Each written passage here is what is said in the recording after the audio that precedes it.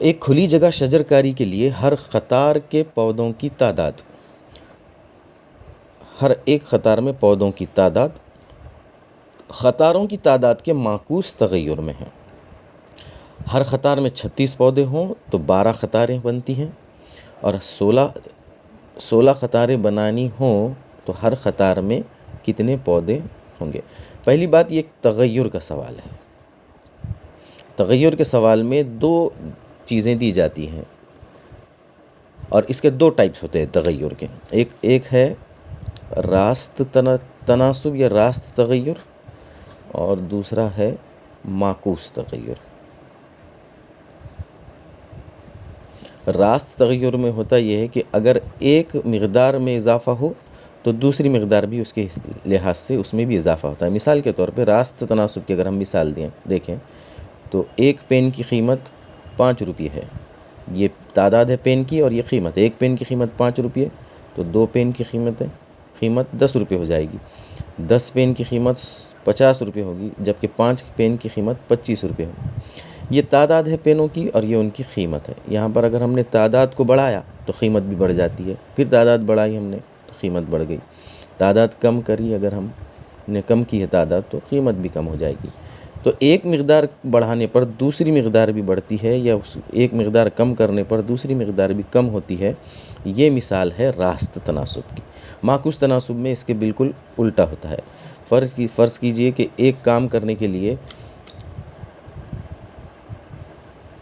4 مزدوروں کو وہ کام کرنے کے لیے 10 دن درکار ہوتے ہیں۔ یہ مزدوروں کی تعداد ہے اور یہ ان کو لیے درکار دن ہے۔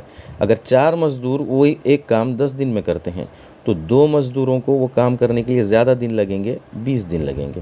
اگر ہم نے اس کو اور بڑھا کے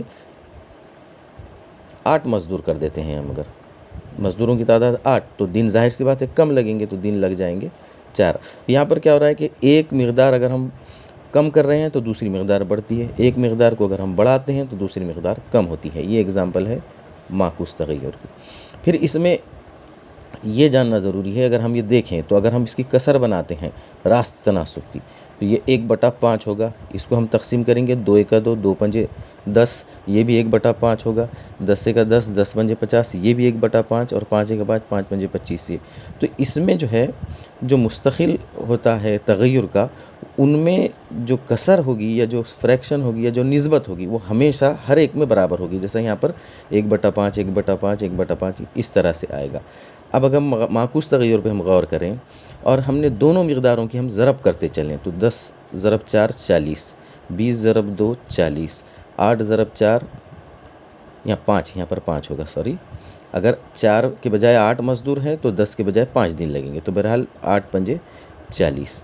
تو یہاں پر دونوں مقداروں کا ضرب مساوی آتا ہے، اور یہاں پر دونوں مقداروں کا جو نسبت ہے وہ تناسب میں آئے گی ہمیشہ۔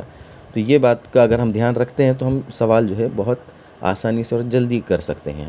زیادہ وقت بالکل نہیں لگتا ہے سوال حل کرنے کو، اگر یہ چیزیں ہمارے کلیئر ہوں تو بہرحال ہمارا جو سوال ہے وہ معکوس تغیر کا ہے۔ یہاں پر 2 مقداریں کون سی ہے؟